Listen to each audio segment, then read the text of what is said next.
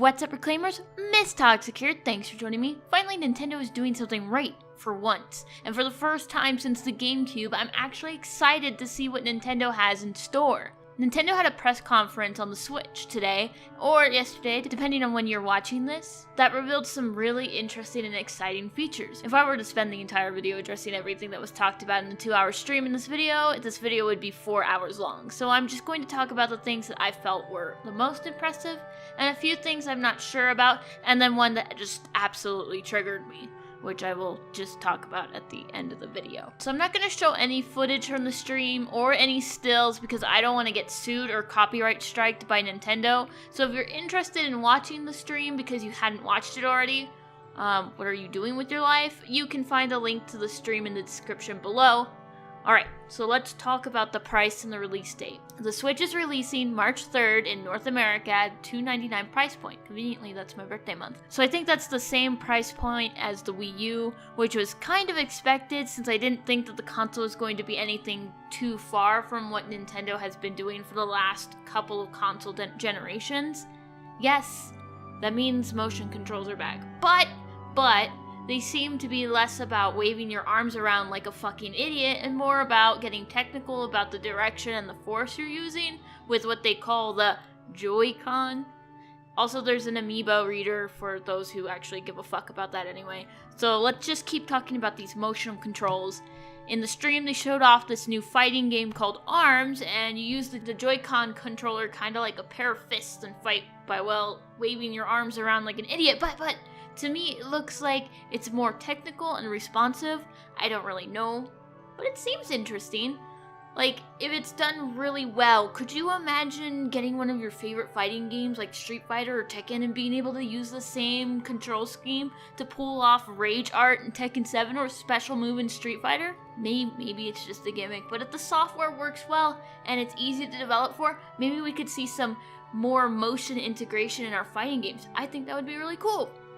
There's also some other cool tidbits announced, like third-party developer support, and this really cringy bit from one of the EA bigwigs who said he had his firstborn's middle name as Luigi, which just had me sitting there like thinking, okay, and?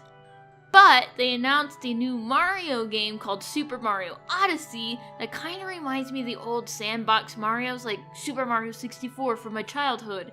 And they also mentioned something about the hat with the eyes having Switch-only controls, so I'm assuming that has to do something with the motion controls, and maybe it's how far you push your hand out, that's how far it's thrown. I don't really know. It sounds like it could be really awesome, but we also kind of got a sneak peek of Xenoblade 2, and it was more or less of a trailer with not really very much information, but it still looked incredible. I played the first Xenoblade Chronicles when I was younger, and I was like, wow, I really love this. Now I love RPGs. So now I can't wait to see where this story goes in the sequel. Also, there was a Shin Megami Tensei game teased, and it had similar avatars to the Nocturne-looking demons, so I'm wondering if this could be a Shin Megami Tensei Nocturne sequel or kind of a Nocturne-style game. And if so, then fucking awesome. Can't wait to hear more about this game. And if none of you have played any of the Shin Megami Tensei games, they're all awesome, and you should definitely give them a shot, especially if you're a fan of the Persona series, since they're both linked.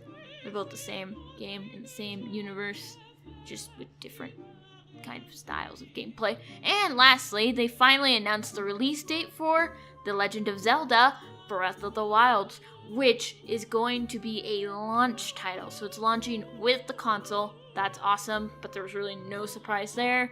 But the trailer was so incredible, it gave me goosebumps and brought me to tears in awe of how beautiful the soundtrack is. I mean, that soundtrack, I had chills, dude. It was so good. So now that I'm done circle jerking in the hype train, I need to talk about something that really, really triggered me. Nintendo, just like Sony, has decided Microsoft's business model for making their consumers pay for a shit online service was the way to go with this console. So any of the online multiplayer features will need to be accessed through a pay-to-play service. You know, just like Xbox Live Gold and PlayStation Plus. Nintendo never really had the best online service to begin with, so this is kind of ludicrous to ask your consumers to pay for a service you don't even know how to run. So thanks, Microsoft, for starting this and showing your competitors that you can make mad money for doing absolutely nothing and blocking online play through subscription fees. Thank you so much. Well, that's all I have for this video. Thanks for watching.